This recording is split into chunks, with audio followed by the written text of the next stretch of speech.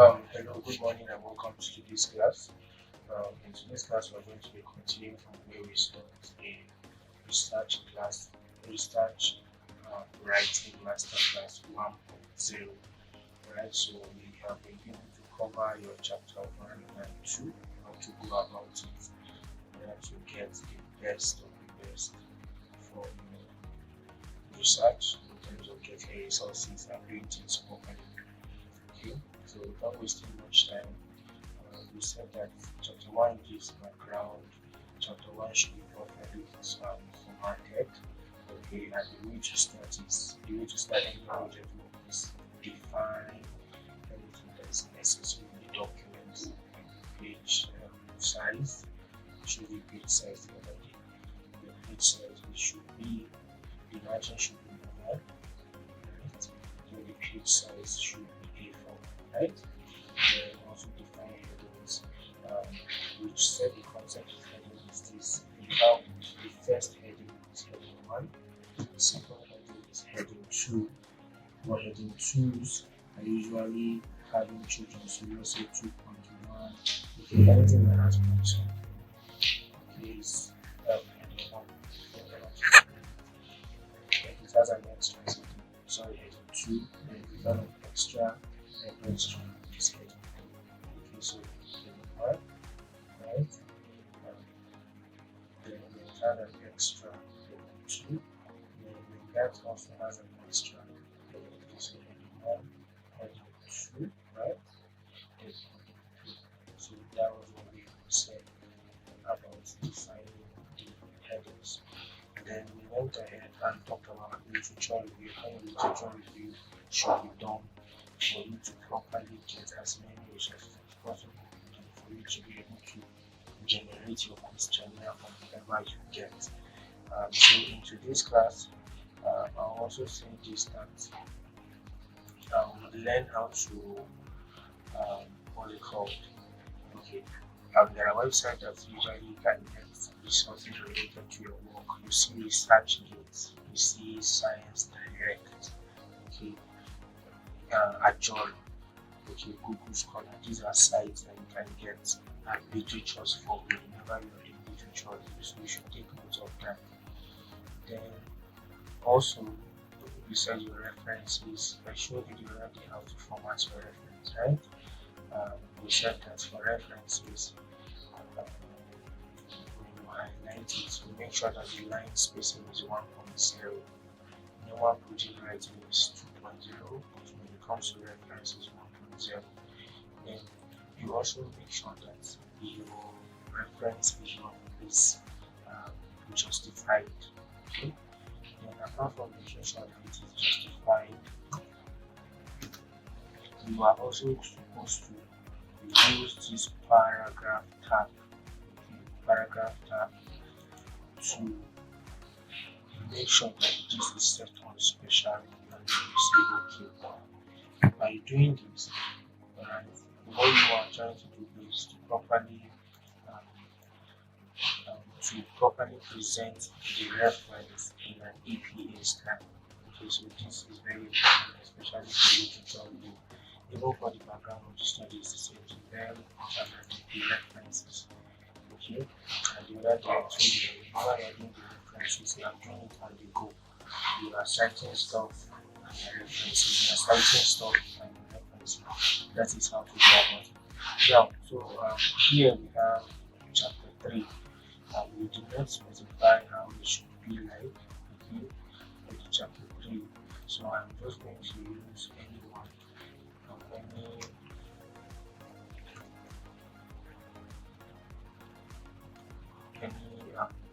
previous work, any previous work I have. Okay. Then we use this. Okay. So since we didn't specify how chapter 3 should be, I will specify it using any of the documents we have here. So if you check very well, if you check very well here, I'm going to copy this to your work.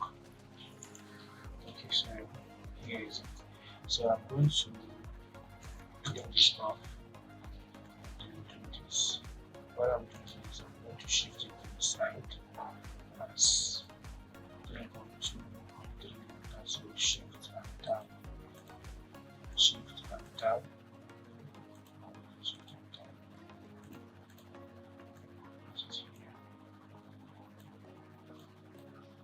Okay, so just use it for us. Okay, so I was trying to say that since you didn't specify chapter 3 how it should look like, I'm going to specify for you. So this is it, right? So I'm going to make everything bold, and I'm going to say everything should be heading 2, right? Now, in the introduction, you are supposed to tell us that this chapter, this is what you intend to do. For instance, in this chapter, you intend this chapter, this chapter, the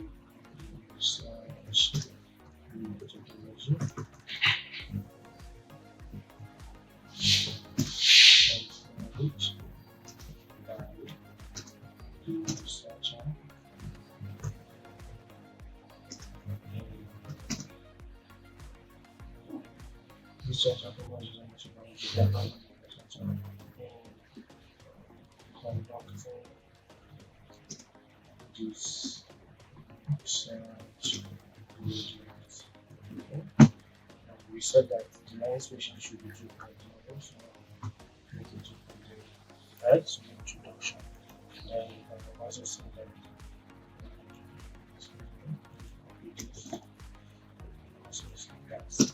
this chapter covers the full key areas. Okay,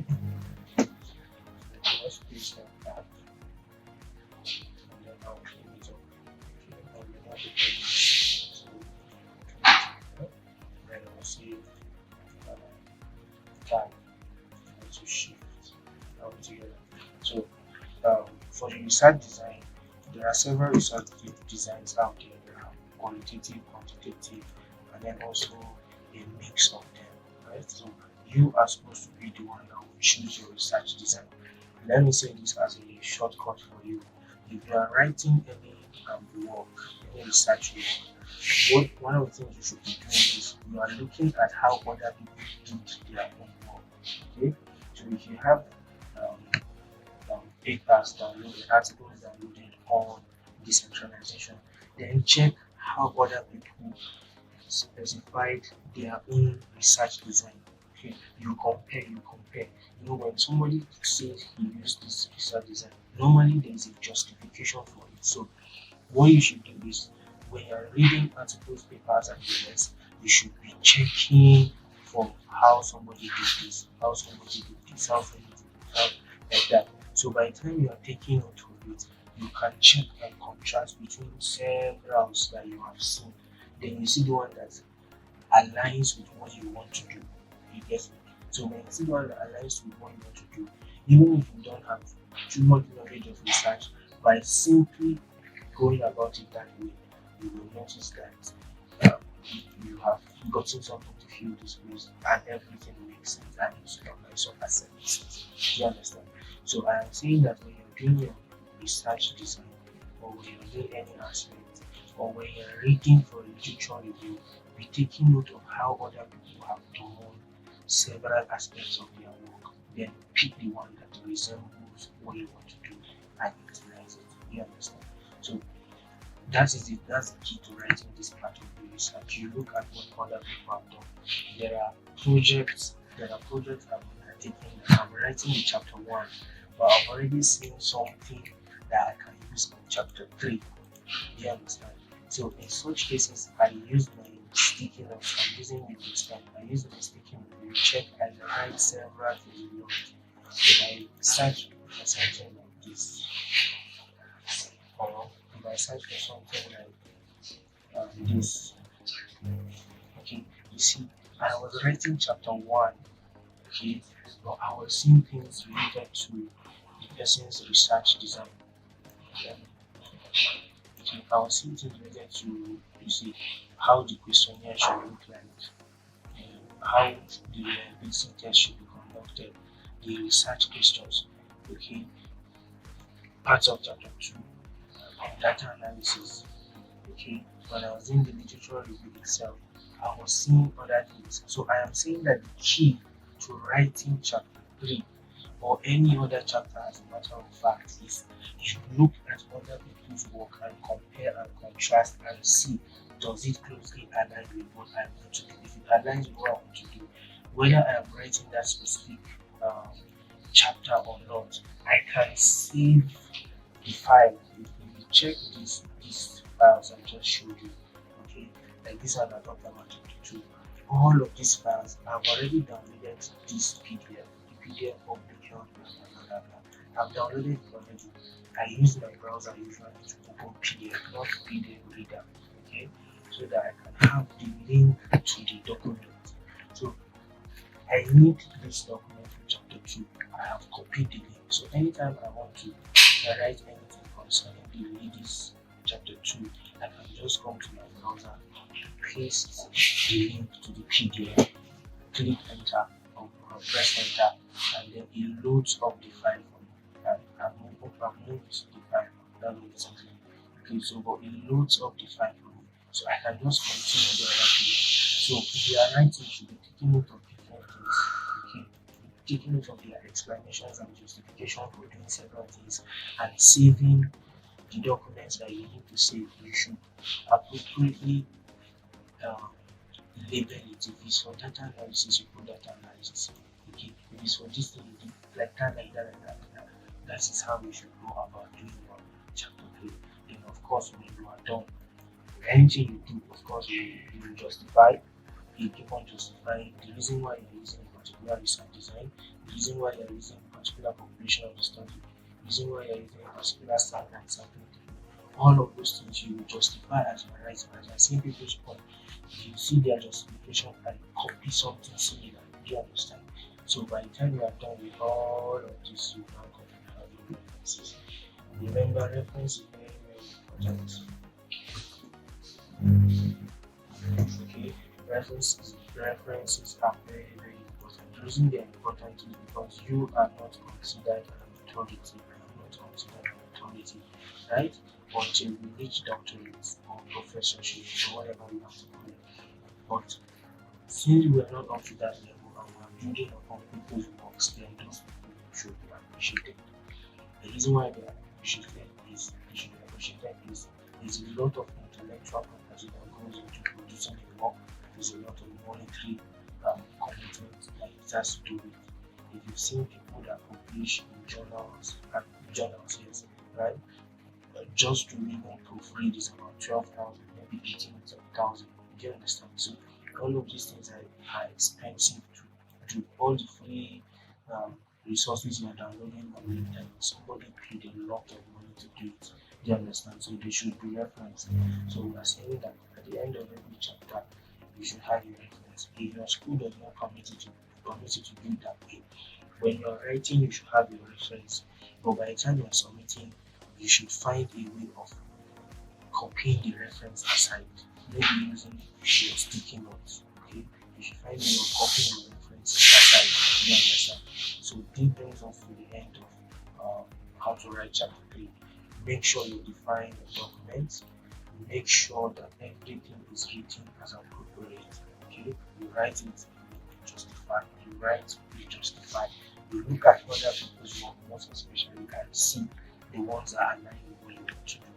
Do you understand? So this brings us to the end of chapter 3. I hope this video has been able to shed more light on your understanding of how to write chapter 3. In chapter 3, you also tell us how you want to analyze data.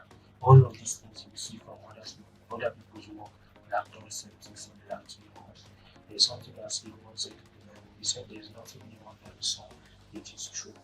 Everything that has been made, you understand. So that is it.